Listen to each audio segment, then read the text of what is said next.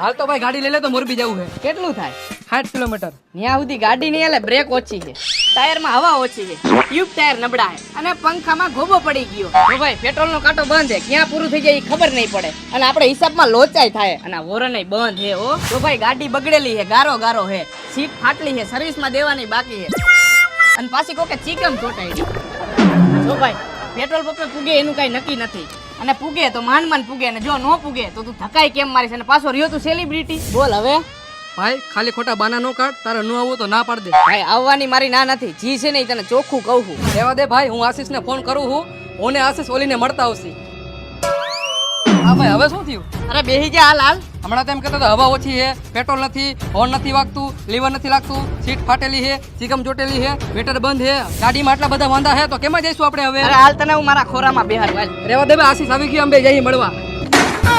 આ ઉભો રહે તો મારું